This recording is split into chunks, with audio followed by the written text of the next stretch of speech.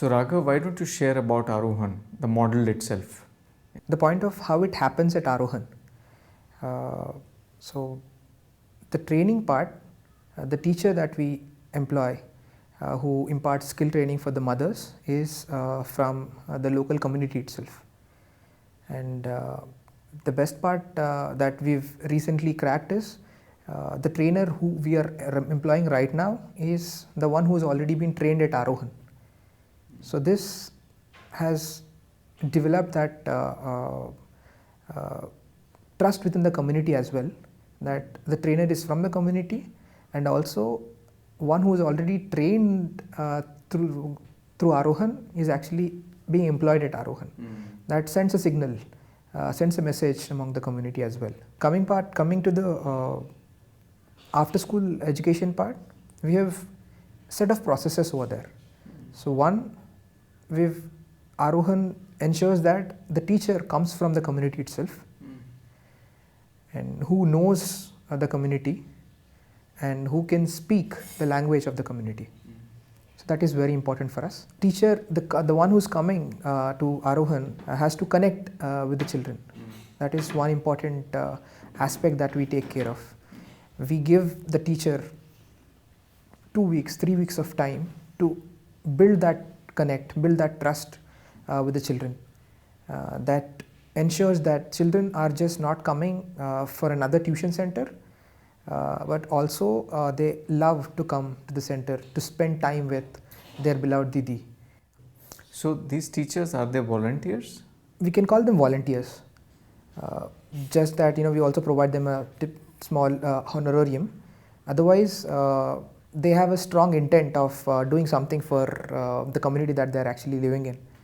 Otherwise, they would have, again, like I said, joined any private school or any other tuition center.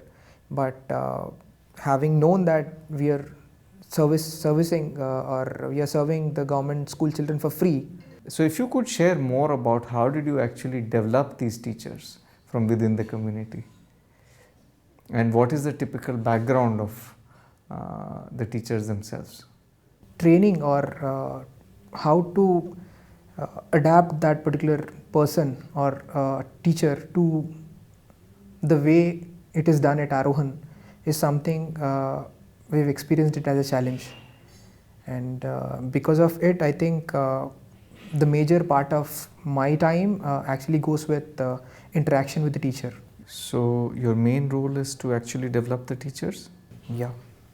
And how exactly do you develop the teacher? First and foremost thing that I personally value in a particular teacher, and I look forward to having a particular teacher as a competency, is how she connects with the children. Even before interviewing her or even before having her selected, it's very fairly mentioned to her as to how important it is to value every child and connect, develop that connect with and trust with that with every child. So as a part of this, the teacher is given 3 to 4 weeks of time to specially work on the connect with the children. Of course, it is a long-term process, but observing each and every child from the day one and speaking about their own challenges and connecting with them, I believe has worked very well for any incoming teacher, and that has helped build the connect with the child. The second thing is she shadowing either me or anyone who is teaching at Arohan. So she observes us as to how we manage groups, how we create the groups, and how we let children take the responsibility of their own learning, and how children manage the groups. This is the second part. The third part is me observing her and giving her feedback. So here, like I said, so I understand that that's mirroring is a way for them to observe the methods that you have in your teaching.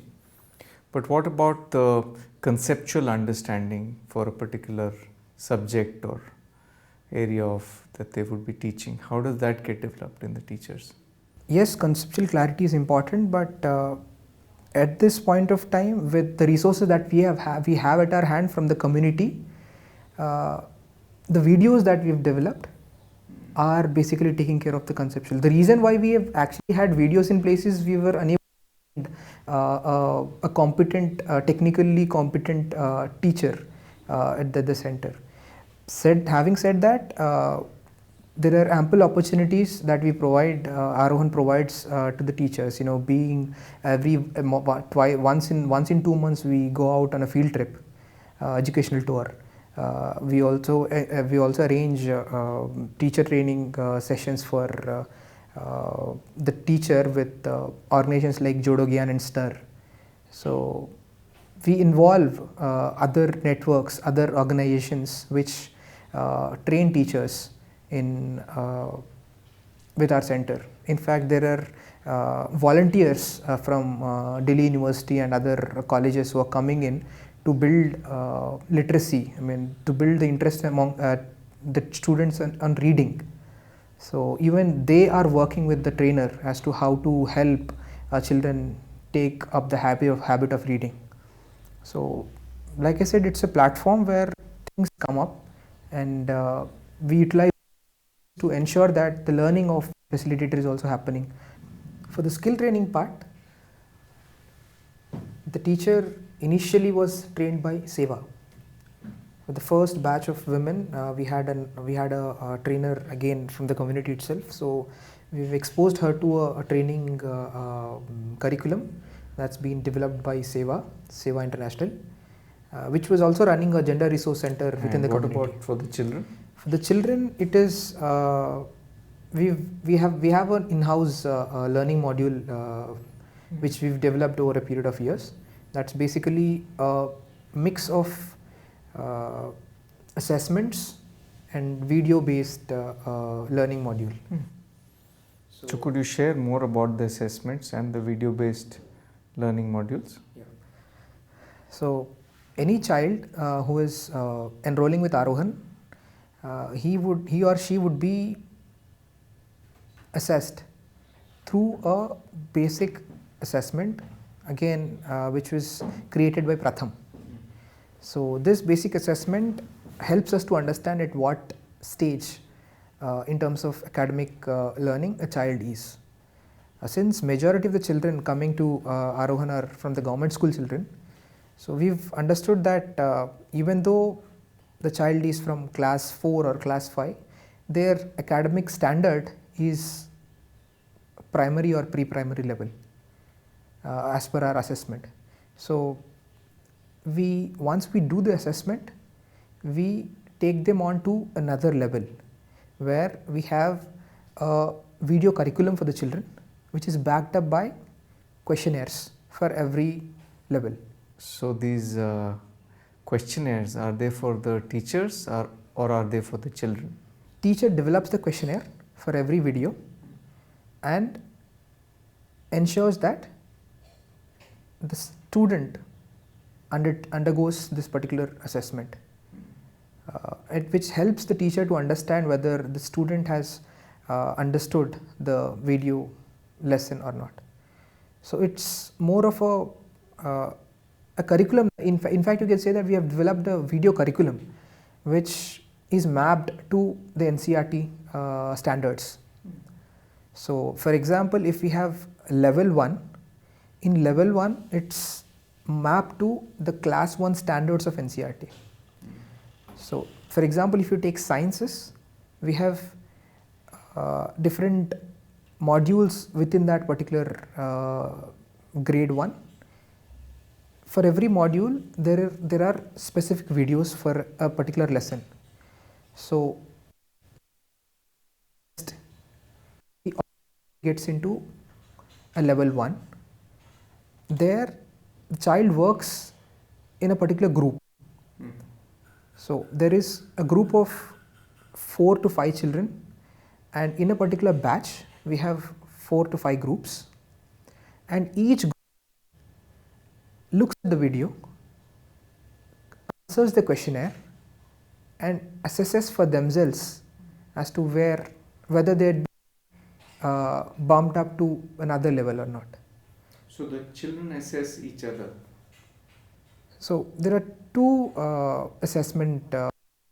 Initially, there is a discussion that happens immediately after the video, where the child or where the group assesses themselves, and then there is a assessment. There is a questionnaire that is developed for every particular video that helps the teacher to assess whether the group or an individual child can be bumped up to another level.